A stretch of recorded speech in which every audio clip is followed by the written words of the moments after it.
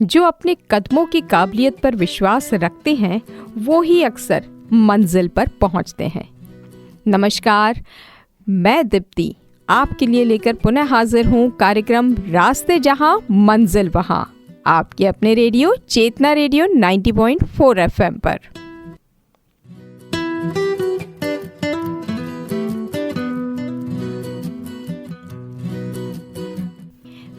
मैं अपने दोस्तों को बता दूं कि आप ये कार्यक्रम सुन रहे हैं आपके अपने रेडियो चेतना रेडियो 90.4 FM पर। ये कार्यक्रम लेकर दीप्ति हाजिर होती है हर संडे सुबह 11 बजे। इस कार्यक्रम का पुनः प्रसारण हम करते हैं संडे को ही, यानी रविवार को ही शाम 5 बजे। ये कार्यक्रम में हम आपको करियर्स के बारे में जानकारी देते हैं और ये जितनी भी जानकारी मैं आपको देती हूँ ये उज्जवल भविष्य के लिए 100 करियर्स पुस्तक में से दे रही हूँ। यह पुस्तक प्रशांत पाल, जो कि प्योर इंडिया ट्रस्ट के CEO हैं, उनके द्वारा लिखी गई है। युवाओं को रोजगार के उपयुक्त ना होने से बेरोजगारी बढ़ जाती है। बस इसी सोच को उन्होंने ख़त्म करने के लिए ये पुस्तक लिखी थी, ताकि जितने भी रोजगार हैं आपके समक्ष हों, ताकि आप निर्धारित कर सकें आपका लक्ष्य, और जब लक्ष्य निर्धारित हो जाता है तो उस और आदमी चल पड़ता है। प्रशांत पाल प्योर इंडिया ट्रस्ट, जो कि एक NGO है, उसके संस्थापक और CEO हैं। उन्होंने सन 2013 में अपनी पत्नी मेधा नरूगा के साथ मिलकर आर्थिक रूप से कमज़ोर लोगों के लिए शिक्षा और रोज़गार के अवसर प्रदान करने के लिए ही NGO का गठन किया था।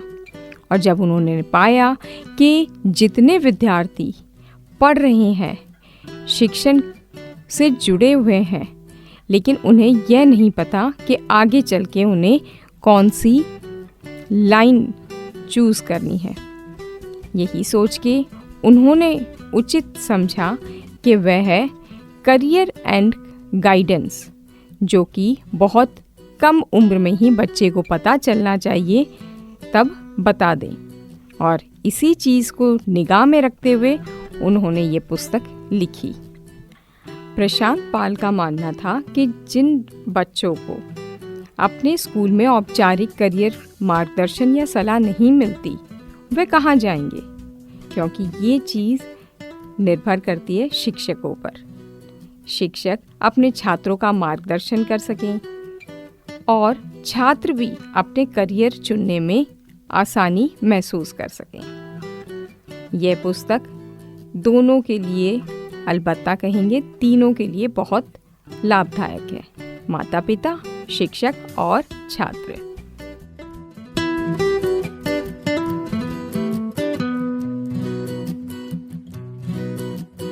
तो दोस्तों, जैसे हर संडे आपको एक नए रोजगार के बारे में इस कार्यक्रम के माध्यम से बताया जाता है, ताकि कहीं भी आपके जहन में उस मंजिल तक पहुंचने का इरादा हो तो रास्ते हम बताते हैं।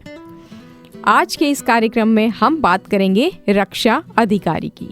रक्षा अधिकारी जो कि हमारे देश की रक्षा करते हैं, जो कि NDA, CDS, SSB परीक्षा, NCC C सर्टिफिकेट के माध्यम से जा सकते हैं।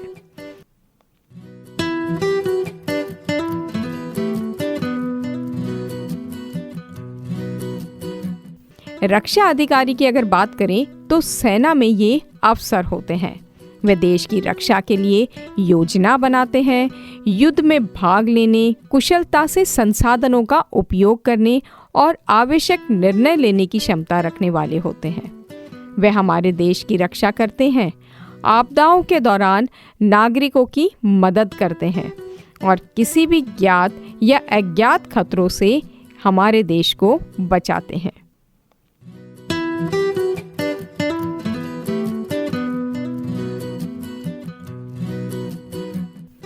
तो चलिए आपको मैं बता दूं कि अगर आपको इस और जाना है तो आपको क्या करना होगा। किसी भी व्यक्ति के लिए बहुत गर्व की बात होती है अपने देश यानी हमारे सर्वोच्च राष्ट्र की सेवा करना, और इससे अच्छा कोई और माध्यम नहीं है।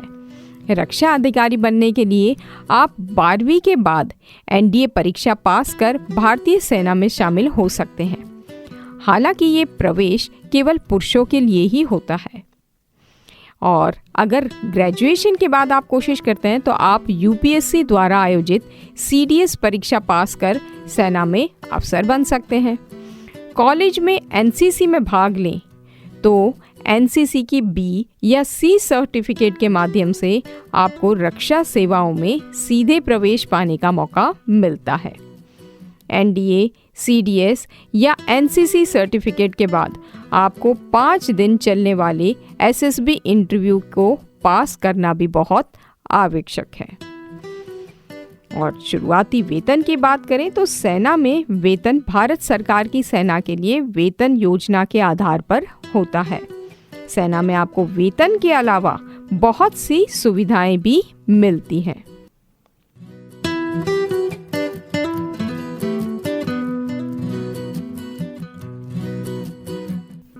अगर मेरे श्रोता, ऐसे तो मुझे पता है कि सबको मालूम होगा, लेकिन फिर भी जानकारी के लिए बता दूं कि कोर्स और संस्था ये आप कहाँ से कर सकते हैं।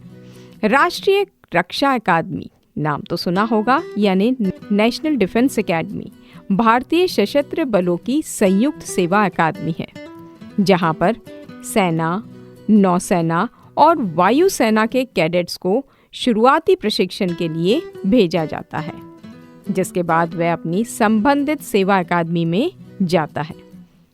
एनडीए महाराष्ट्र में पुणे के खड़कवासला में स्थित है। आईएमए देहरादून यानी भारतीय सेना अकादमी उत्तराखंड देहरादून के अंदर है। भारतीय सेना की एक अधिकारी प्रशिक्षण अकादमी है। यहाँ कैडेट्स प्रवेश मापदंडों के आधार पर 3 से 16 महीने तक प्रशिक्षण लेते हैं। आईएमए का कोर्स पूरा होने पर कैडेट्स को सेना में लेफ्टिनेंट के रूप में नियुक्त कर दिया जाता है। अनुभव और आपके काम के आधार पर समय समय पर आपको प्रमोशन मिलता रहता है।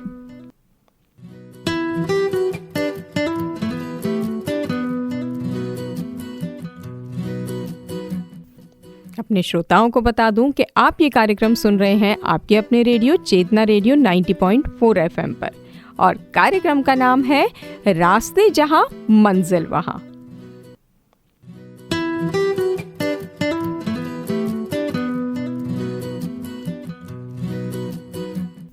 हम जब ये कोर्स पूरा कर लें तो करियर की बात करें तो करियर तो बहुत ऊंचा है, बहुत इज्जत वाला, रौबदार, यानी रक्षा सेवाओं में कमीशन अधिकारियों और गैर कमीशन अधिकारियों दोनों के लिए ही पदोन्नति के बहुत अवसर हैं। एनडीए या सीडीएस आपको एक कमीशन अधिकारी बनाता है। उसके बाद आपकी पदोन्नति सेना, नौसेना और वायुसेना के मापदंडों के आधार पर होती है। सेना में lieutenant, captain, major, lieutenant colonel आदि पद होते हैं। इसी तरह नौसेना और वायुसेना में भी बराबर के ही रैंक होते हैं। पदों का यह क्रम आपके प्रदर्शन के अनुसार समय समय पर आपको आगे बढ़ाएगा। 25 वर्षों की सेवा के बाद आप भारतीय रक्षा सेवा में शीर्ष पद पर पहुंच सकते हैं। सेना में शामिल होने के बाद आपको कई विशेष ट्रेनिंग, यूएन मिशन के तहत विदेशों में काम करने का मौका भी मिल सकता है।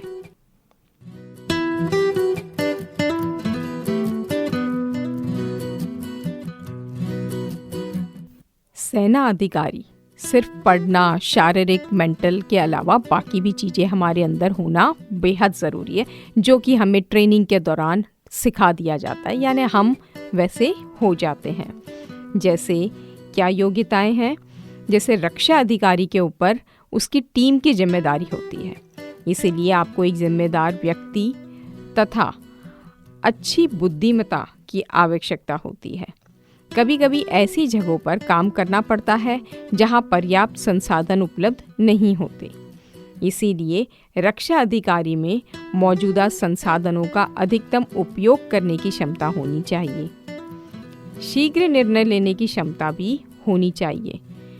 क्योंकि परिस्थितियाँ कभी अनुकूल ना हो तो ऐसे में आप कितने जल्दी से निर्णय लेते हैं ये आपके क्षमता पर निर्भर करता है। परिस्थितियों से सकारात्मक रूप से निपटने के लिए धैर्य और आत्मविश्वास इनकी भी ज़रूरत बहुत पड़ती है। कई बार प्रतिकूल स्थितियों में घंटों तक काम करने के लिए आप में उचित सहन शक्ति और शारीरिक शक्ति दोनों होनी अनिवार्य है। यानी कि सेना में जितना इम्पोर्टेंट फिजिकल फिटनेस है उतना ही मेंटल भी।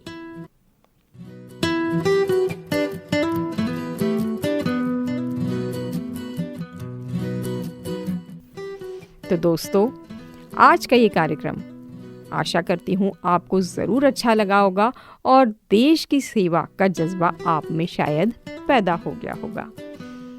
तो चलिए दीप्ति को आज्ञा दें इस वादे के साथ कि अगले संडे 11 बजे यह कार्यक्रम लेकर पुनः हाजिर होंगी। चलते चलते सिर्फ इतना कहूँगी कि मंजिल के लिए आधे रास्ते जाकर कभी वापस मत लौटना मेरे दोस्त, क्योंकि वापस उतना ही लौटना पड़ेगा जितनी दूर आगे चलकर मंजिल मिलेगी। तो दोस्त, चलते रहो, हौसला रखो। सामने हो मंजिल तो रास्ते ना मोड़ना, सामने हो मंजिल तो रास्ते ना मोड़ना। जो भी हो मन में वह सपने मत तोड़ना। कदम कदम पर मिलेंगे मुश्किलें आपको, बस सितारे चुनने के लिए ज़मीन मत छोड़ना। एक बार आपकी जानकारी के लिए आपको बता दूं कि आप हमारा ये कार्यक्रम सुन सकते हैं हर संडे सुबह 11 बजे और इसका पुनः प्रसारण हम करते हैं संडे को ही शाम 5 बजे आपके अपने रेडियो चेतना रेडियो 90.4 FM पर। इस कार्यक्रम का नाम है रास्ते जहां मंजिल वहां, जो हम आपके उज्जवल भविष्य के लिए 100 करियर्स पुस्तक में से लेकर आए हैं। यह पुस्तक प्रशांत पाल द्वारा लिखी गई है। आपके मन में कोई भी फीडबैक, कोई भी प्रश्न हो, कोई भी सजेशंस हो, आप हमें हमारे व्हाट्सएप नंबर पर ज़रूर मैसेज करें। मैं आपके मैसेजेस का बेसब्री से इंतज़ार करूंगी। तो झटपट नोट करें, हमारे व्हाट्सएप नंबर है 7597232022।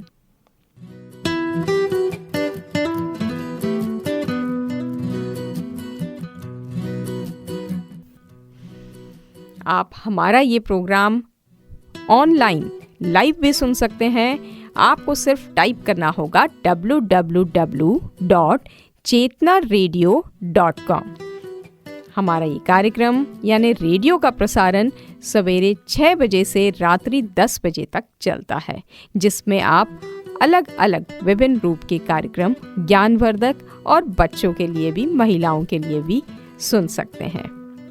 हमारे जितने कार्यक्रम हम रेडियो पर प्रसारित करते हैं ये आप हमारे YouTube चैनल चेतना रेडियो 90.4 FM पर भी उपलब्ध है, वहाँ भी आप सुन सकते हैं। तो अपने YouTube चैनल को ज़रूर लाइक कीजिए, सब्सक्राइब कीजिए। आपके सजेशंस देते रहें। यह आपका रेडियो है, अपना रेडियो है, चेतना रेडियो 90.4 FM पर। दीप्ति को आज्ञा दें। नमस्कार।